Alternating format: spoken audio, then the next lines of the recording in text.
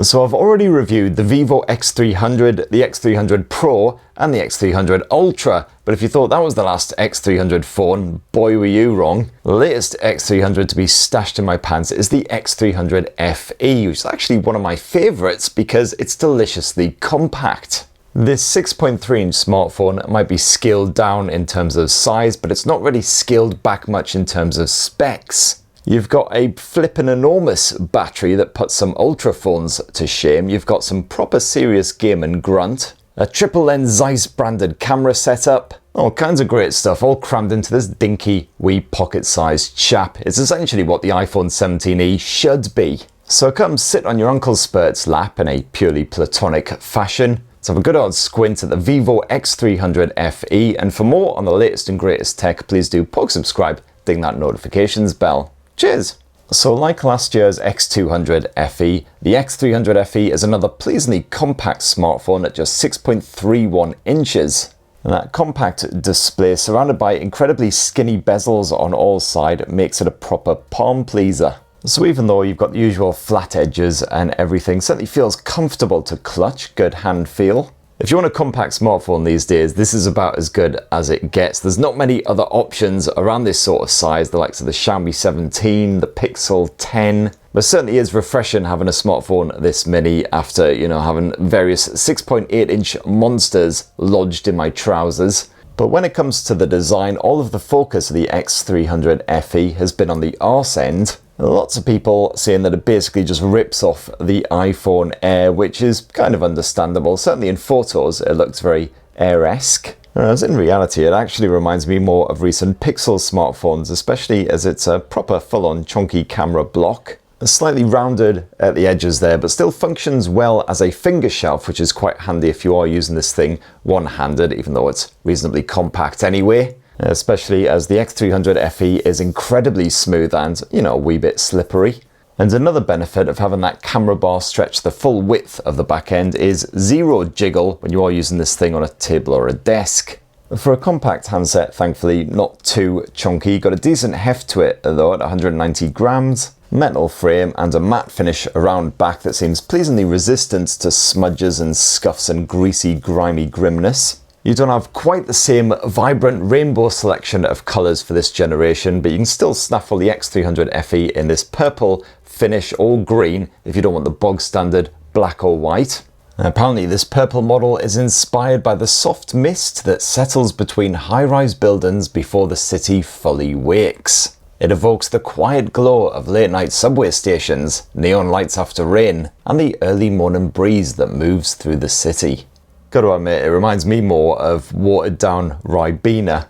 Those god-awful Parma Violet sweets you used to get as a kid. Did anyone actually ever enjoy Parma Violets? Did you enjoy Parma Violets? If you enjoyed Parma Violets, let us know in the comments below, because I'm deeply curious. This phone is IP68 and 69, dust, water and spurt resistant. It's SGS drop resistance certified, so overall tougher than a Wetherspoon's pork chop. So overall, rather like the design of the Vivo X300 FE, especially that compact finish. Not so much the Parma Violetness of it, but yeah, it doesn't remind me of the iPhone Air in any way, mostly because this phone isn't complete trouser. And I was pleased to see that for this generation, Vivo's actually upgraded the in-display fingerprint sensor. It's no longer optical, it's a full-on ultrasonic mother. So it's fast, it's reliable, just absolutely works every time.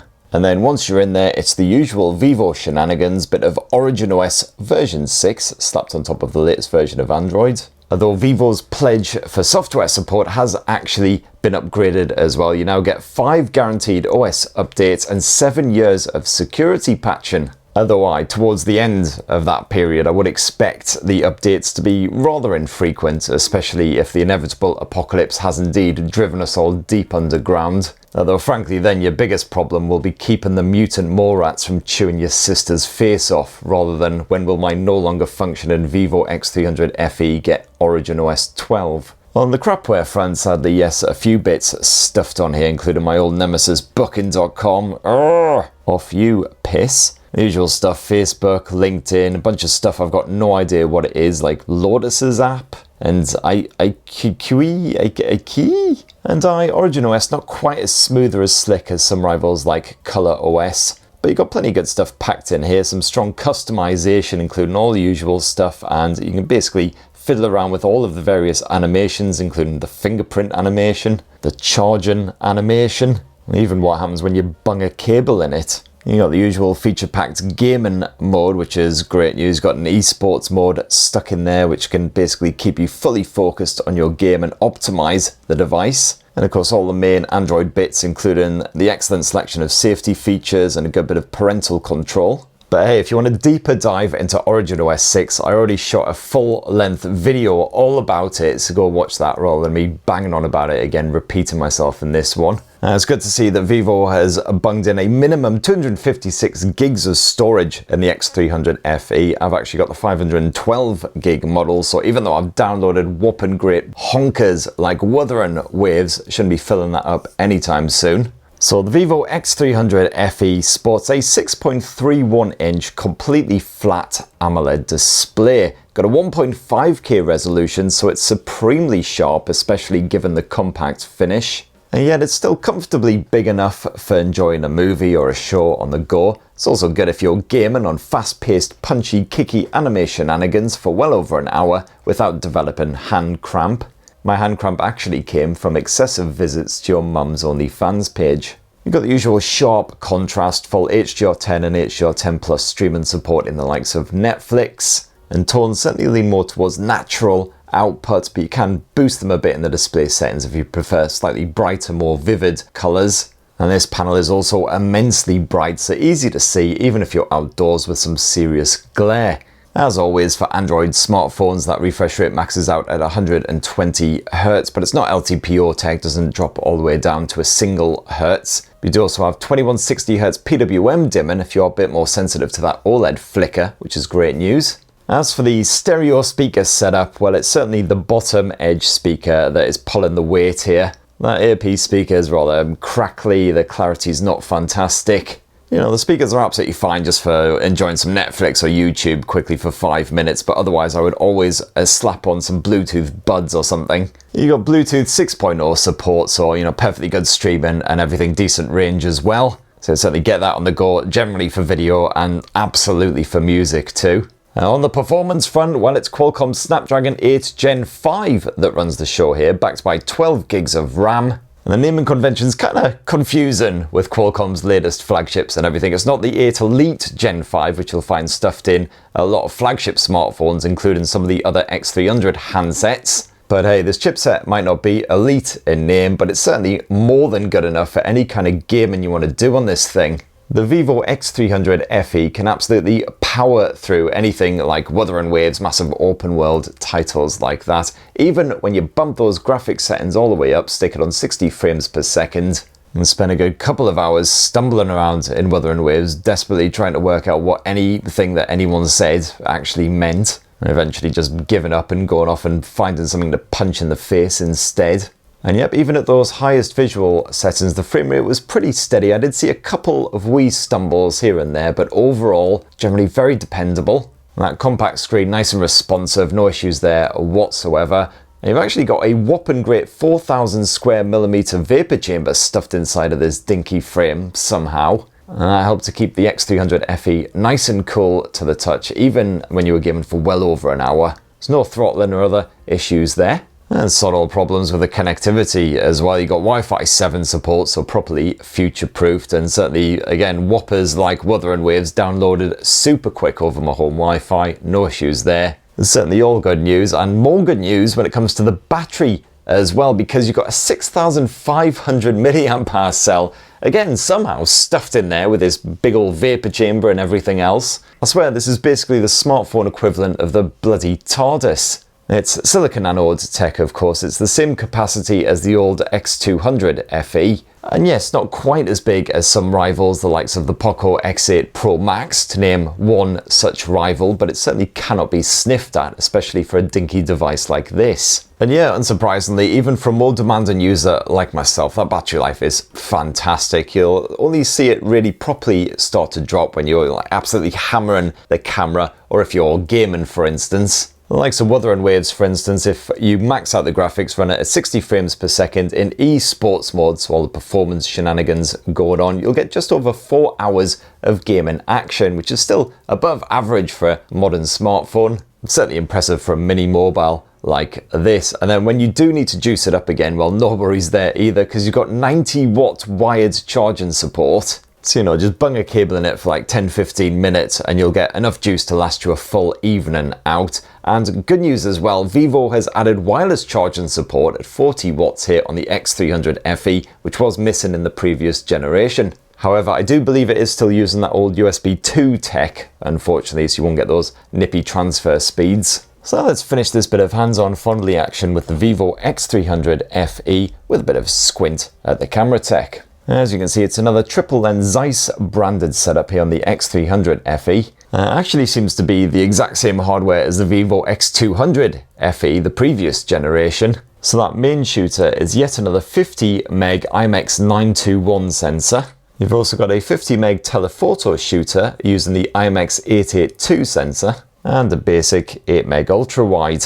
It's the usual feature-packed camera app, lots of toggles to play around with. It's smart focus, turn on a watermark, all that kind of shenanigans. If you flick up, you can also enter the humanistic mode with its full pro controls. So you can mess around with the shutter speed, white balance, etc. You've also got a variety of parameter presets you can play around with, which certainly adds a vibe to your photos. Well, you can just say bollocks to all of that and just stick with the general auto mode. You've got a variety of filters in here as well. Vivid by default, but you can swap it up to a more naturalistic Zeiss finish.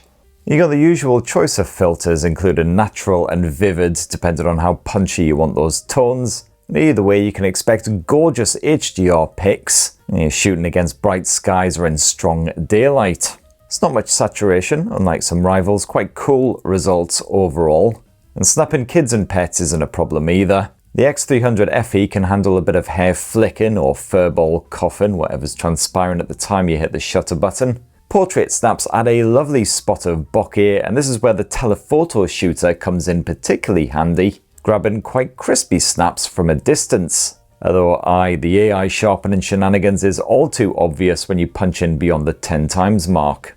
And still, the zoom capabilities here are respectable, and the X300 FE doesn't completely fill its pants in low light. You'll see some grain creeping in, but most of my snaps were still usable, as long as my subject did not move.